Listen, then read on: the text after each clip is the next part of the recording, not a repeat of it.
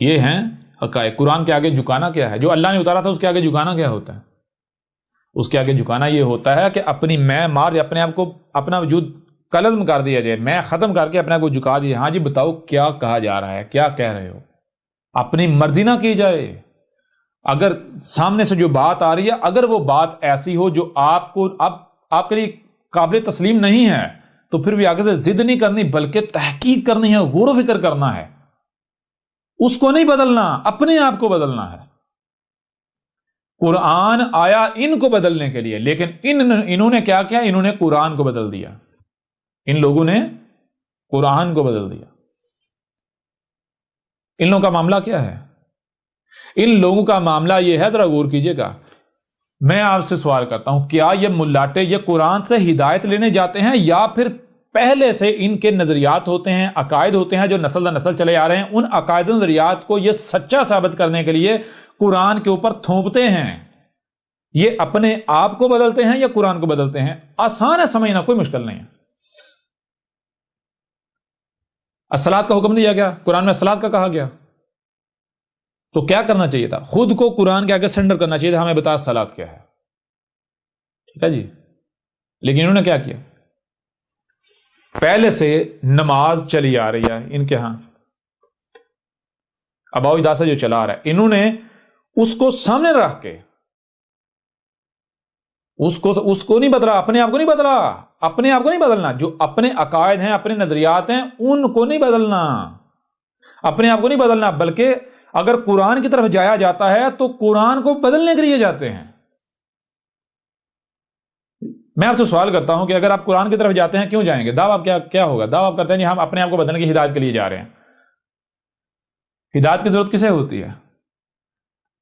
ہدایت کے لیے آپ کو پہلے اپنے آپ کو غلط تسلیم کرنا ہوگا، اپنے آپ کو باطل تسلیم کرنا ہوگا. آپ کو تسلیم کرنا ہوگا کہ اس سے پہلے میرے پاس، یعنی کہ مثال کو اگر آپ قرآن کی طرف جاتے ہیں تو قرآن میں کیا ہے؟ قرآن میں صلاۃ کا ذکر ہے، سب کچھ ہے یا نہیں ہے؟ تو چلو جو بھی اس قرآن کے اندر ہے آپ مانتے ہیں، جو قرآن کے اندر ہے اس کو جاننے کے لیے، اس کے حوالے سے قرآن سے رہنمائی لینے کے لیے جب آپ قرآن کی طرف جاتے ہیں تو اپنے دماغ کو خالی کر کے جانا چاہیے. ٹھیک ہے نا؟ خالی کر کے جانا چاہیے. اور اگر آپ خالی کر کے نہیں جاتے تو آپ کیا کرنے جا رہے ہیں؟ آپ لامحالہ طور پہ تو قرآن کو بدلیں گے. آپ قرآن سے ہدایت لینے تھوڑی جا رہے ہیں، آپ تو قرآن کو بدلنے جا رہے ہیں. اوکے، یہی نہیں کیا جاتا. پہلے سے عقائد و نظریات، یعنی یہ تو بھائی ہم تو پیدائشی ہیں ہی جنتی، ہم تو ہیں ہی جنتی. ہر فرقہ جو ہے، میں آپ سے سوال کرتا ہوں کہ ہر فرقہ جو عمل کر رہا ہے وہ اپنے عمل کو قرآن سے ثابت کرتا ہے. وہ کہتا ہے یہ عمل قرآن میں ہے، قرآن میں اللہ نے ایسا کہا ہے. وہ بھائی یہ کیسا قرآن ہے جو کہہ رہا ہے، بریلوی جو کہہ رہا ہے وہ بھی ٹھیک ہے، اہل حدیث جو کر رہا ہے وہ بھی ٹھیک ہے، جو دیوبندی کر رہا ہے وہ بھی ٹھیک ہے، جو حیاتی کر رہا ہے وہ بھی ٹھیک ہے، جو مماتی کر رہا ہے وہ بھی ٹھیک ہے، جو صوفی کر رہا ہے وہ بھی ٹھیک ہے. حالانکہ سب مختلف کر رہے ہیں، سب آپس میں اختلاف کر رہے ہیں. کیا قرآن ایسا کہہ سکتا ہے؟ یہ قرآن ہوا یہ مذاق ہوا؟ ہوتا کیا ہے؟ ہر فرقہ جو ان کے پاس ہوتا ہے یہ پہلے سے طے کیے ہوئے ہیں، ہم تو ہیں ہی ہدایت یافتہ.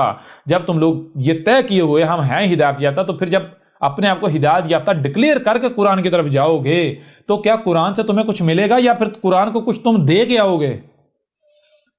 اور بھائی لیتا وہ ہے جو فقیر ہو، جو سائل ہو. غنی نہیں لیتا، جو کہتا ہے میں غنی ہوں وہ دیتا ہے. جب آپ قرآن کی طرف جاتے ہو کبھی آپ نے غور کیا آپ کا اعلان کیا ہوتا ہے، آپ کا دعویٰ کیا ہوتا ہے؟ کہ آپ یہ کہتے ہو کہ میں سائل ہوں، میں فقیر ہوں، مجھے چاہیے، یا پھر آپ کہہ رہے ہوتے ہو کہ میں غنی ہوں، میں خود کفیل ہوں، میں فقیر نہیں ہوں، میں ہوں ہی ہدایت یافتہ؟ تو جب بھی آپ قرآن کو کھولتے ہیں، قرآن کی طرف جاتے ہیں، آپ کا دعویٰ کیا ہوتا ہے؟ کہ آپ یہ نہیں دعویٰ کرتے اپنے عمل سے کہ میں تو بھائی غنی ہوں، میں تو ہوں ہدایت یافتہ. مجھے بتائیں وہ کون سا دن ہے جس دن آپ نے یہ اعلان کر کے اپنے آپ کو یہ کہہ کر قرآن کھولا کہ بھائی میں ایک پکا گمراہ ہوں، مجھے ہدایت کی ضرورت ہے، اس وجہ سے میں نے آ کے قرآن کو کھولا ہے. آپ اگر ڈاکٹر کے پاس جاتے ہیں کیوں جاتے ہیں؟ اگر آپ صحیح تندرست ہوں گے ڈاکٹر کے پاس جائیں گے، کلینک میں جائیں گے؟ نہیں جائیں گے. اگر تندرست ہوں گے کلینک میں جائیں گے تو ڈاکٹر کو کچھ دینے جائیں گے، اس سے لینے کچھ نہیں جائیں گے. آپ ڈاکٹر کے پاس جائیں گے تب جائیں گے جب آپ مریض ہوں گے، آپ اس کے محتاج ہوں گے. تو کیا یہاں جب آپ قرآن کی طرف جاتے ہیں کیا کبھی آپ محتاج بن کے گئے؟ کبھی آپ نے یہ اعلان کیا قرآن کے پاس ہے کیا؟ آپ مانتے ہیں، آپ کہتے ہیں قرآن کہتا ہے میں ہدایت دینے آیا ہوں، چلو ٹھیک ہے مان لیا قرآن کہتا ہے میں ہدایت دینا ہوں، چلو جی قرآن کا دعویٰ ہے نا ہدایت کا، آپ کہتے ہو مانتے ہو نا؟ تو پہلی بات، اگر آپ ہدایت یافتہ ہو تو آپ کو قرآن کی طرف جانے کی ضرورت ہی نہیں ہے، ہدایت یافتہ ہو نا، کیوں قرآن نے ہدایت دینی، جب ہدایت آپ کے پاس آلریڈی ہے تو قرآن آپ کو کیا دے گا؟ کچھ بھی نہیں دے سکتا، ہدایت تو آپ کے پاس آلریڈی ہے۔ اب اگر آپ قرآن کی طرف جاتے ہو تو دو ہی صورتیں ہیں، یا تو آپ ہدایت لینے جاؤ گے یا پھر آپ قرآن کو ہدایت دینے جاؤ گے، ٹھیک ہے نا؟ قرآن سے آپ ہدایت لینے تب جاؤ گے جب آپ یہ ڈکلیئر کرو گے اپنے آپ کو کہ میں گمراہ ہوں، مجھے ہدایت کی ضرورت ہے، پھر اگر آپ قرآن کی طرف جاتے ہو تو پھر آپ ہدایت لینے جاؤ گے۔ اور اگر آپ پہلے سے یہ طے کیے ہوئے ہو، ڈکلیئر کیے ہوئے ہو کہ میں ہوں ہی ہدایت یافتہ، اور اس کے باوجود آپ قرآن کی طرف جاتے ہو تو جان لو پھر آپ قرآن سے ہدایت لینے نہیں جاؤ گے بلکہ آپ قرآن کو بدلنے جا رہے ہو، آپ اپنے عقائد و نظریات کو قرآن کے اوپر تھوپنے جا رہے ہو، نسب کرنے جا رہے ہو، اور یہی آپ کے ملاٹوں نے کیا، یہی آپ کے آباء و اجداد نے کیا، جتنے بھی تراجم ہیں، جتنے بھی تفاسیر ہیں اور جتنے تمہارے ملاٹے ہیں وہ یہی تو کر رہے ہیں۔ قرآن ہی کو تو بدلا ہے تم لوگوں نے خود کو تھوڑے بدلا ہے۔ اب پریکٹیکل دیکھ لو، اگر تم لوگ کہتے ہو کہ ہم قرآن کے ماننے والے ہیں، قرآن کے ماننے والے ہیں، قرآن و سنت کے ماننے والے ہیں، تمہارے اندر اختلافات ہونے چاہیے، فساد ہونا چاہیے، آسمان و زمین میں فساد ہونا چاہیے۔ یہ قرآن کیا ہے؟ قرآن جیسے گاڑی ہوتی ہے، گاڑی کی جو ہے وہ ایک بک ہوتی ہے، اس کے اندر سارا اس گاڑی کے بارے میں ساری ہدایات لکھی ہوتی ہیں، اگر ان ہدایات کے اوپر عمل کیا جائے، ہدایات کے مطابق چلا جائے تو گاڑی میں کوئی خرابی ہوگی؟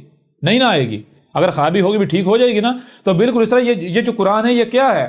یہ گائیڈ بک ہے، یہ اس کائنات کی، آسمان و زمین کی۔ اگر تم اس کے مطابق چلتے ہو تو آسمان و زمین میں ایک رائی برابری خرابی ہو جائے، یہ کیسے ممکن ہے؟ کہاں لکھا ہے؟ ایسے ہو سکتا ہے؟ سوال ہی پتہ نہیں ہوتا۔ اور تم کہتے ہیں ہم جی قرآن کے مطابق چل رہے ہیں، دوسری طرف تمہارے فراڈ، دھوکے، خرابیاں، طوفان، سارا کچھ فساد ہی فساد، تو پھر قرآن جھوٹا ثابت ہو جاتا ہے۔ قرآن جو ہے یہ کائنات کی بک ثابت نہیں ہوتی، کتاب ثابت نہیں ہوتی کائنات کی۔ جی تم لوگ خود کو نہیں بدلتے، تم لوگ قرآن کو بدلتے ہو، تم لوگ خود کو بدلنے کے لیے قرآن کی طرف نہیں جاتے بلکہ تم لوگ قرآن کو بدلنے کے لیے قرآن کی طرف جاتے ہو، اور یہ احمد عیسیٰ نے ثابت کر دیا، دنیا کی کوئی طاقت اسے غلط ثابت کر کے دکھائے، ٹھیک ہے نا؟ یہ سارا کچھ، یہ نمازیں، یہ وضو، یہ سارا کچھ، یہ حج، یہ سارا کچھ محمد سے پہلے ہو رہا تھا، جانوروں کا قتل عام قربانی کے نام پر محمد سے پہلے سے ہو رہا تھا، ٹھیک ہے؟ اور جب رسول تھا بتا جب ضلال مبین ہوتی ہیں، 100% گمراہیاں ہوتی ہیں، نور کی رائی کی ایک کرن بھی نہیں ہوتی، ہدایت کی ایک رائی بھی نہیں ہوتی، رسول آ کر جو اس سے پہلے ہو رہا ہوتا ہے اس کی تصدیق نہیں کرتا بلکہ اس کے اوپر لکیر پھیر دیتا ہے، کہتا ہے یہ سب کا سب گمراہیاں ہیں۔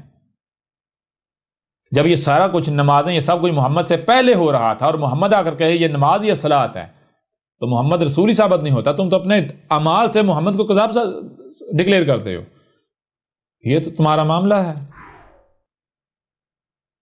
پہلا اس حوالے سے آپ کے اوپر واضح ہو گیا کہ ان لوگوں نے قرآن کو بدلا، اس کے باوجود آئیں ایک دوسری طرف۔ مثال کے طور پر انہوں نے کہا جی تراجم میں، یعنی کہ قرآن میں یہ لکھا ہوا ہے، قرآن میں غسل ہے، قرآن میں وضو ہے، قرآن میں تیمم ہے، یہ جو کچھ کر رہے ہیں جی اس کی وجہ سے قرآن میں نماز ثابت ہو جاتی ہے، ٹھیک ہے مان لیتے ہیں اگلے لمحے کے لیے، مان لیتے، لیکن کس بنیاد پر مان لیں؟ کیا تم اللہ ہو، ہمارے خالق و مالک ہو؟ نہیں نا، تو پھر تمہاری بات کیوں مان لیں؟ بات تو خالق و مالک کی مانی جائے گی۔ پھر اس کے علاوہ کیا تم خالق و مالک کے نمائندے ہو؟ کیوں؟ جو خالق و مالک کا نمائندہ ہو بات تو اس کی مانی جائے گی، کیونکہ وہ تو خالق کی بات کرے گا۔ تم کہتے ہیں ہم وہ بھی نہیں ہیں، تو پھر بھی تمہاری بات ہم کیوں مان لیں؟ پھر بھی اگر تمہاری بات ہم مانیں تو پھر تو تمہیں ہم خالق و مالک کے مقابلے پر شریک تسلیم کر رہے ہیں، اس کے مقابلے پر کھڑا کر رہے ہیں۔ ہاں تیسری صورت کیا ہے تمہاری بات مانی جانے کی؟ وہ کیا ہے؟ جو تم بات کرتے ہو اس بات کو حق ثابت کرو، اس بات کو خالق و مالک کی بات ثابت کرو۔ اگر تم ثابت نہیں کرتے تمہاری بات کو نہیں مانا جائے گا۔ اس کے باوجود اگر کوئی تمہاری بات کو مانتا ہے تو جان لیں اس شخص نے ایسے بندے کو جس کے پیچھے وہ چل رہا ہے اس نے اللہ کے رب کے مقابلے اپنا رب بنا لیا، اللہ بنا لیا، ٹھیک ہے نا؟ اس سے بڑا کوئی مشرک ہو سکتا ہے؟ سوال ہی پیدا نہیں ہوتا، سوال ہی پیدا نہیں ہوتا۔ اب آئیں ایک اور پہلو کی طرف، دیکھیں یہ جو آپ کی نماز ہے یا یہ جو وضو ہے، تیمم ہے، وضو ہے، یہ سارا کچھ نسل در نسل چلا رہا ہے، تواتر کے ساتھ چلا رہا ہے۔ تمہارے تراجمہ تفاسیر میں موجود ہے؟ موجود ہے۔ تمہارے ملاٹے کہہ رہے ہیں کلیم کر رہے ہیں، ہاں جی کر رہے ہیں، سب کے سب مسلمان انہیں مانتے ہیں، اسے حق کہتے ہیں۔ اس کے باوجود احمد عیسیٰ چیلنج کرتا ہے دنیا کی کوئی طاقت اس چیز کو ان کو قرآن سے ثابت کر دے، احمد عیسیٰ اپنی گردن کٹوا دے، جو انعام کہیں گے وہ دینے کو تیار ہے۔ اس کے باوجود دنیا کی کوئی طاقت اس کو اللہ کی بات حق ثابت نہیں کر سکتی۔ یہ احمد عیسیٰ کا چیلنج ہے، ٹھیک ہے؟ پوری دنیا ایک طرف، احمد عیسیٰ اکیلا ایک طرف، پوری دنیا ایک طرف، تمہارا رب ایک طرف کھڑا ہے۔ اب آؤ اپنی بات کو حق ثابت کر کے دکھاؤ، آؤ دنیا کی کوئی طاقت احمد عیسیٰ کو غلط ثابت کر کے دکھائے، نہیں کر سکتے۔ وہ حق ہی کہاں جو عاجز آ جائے، وہ حق ہی کہاں جو باطل ثابت ہو جائے، کر کے دکھاؤ، آ جاؤ میدان میں، نہیں کر سکتے۔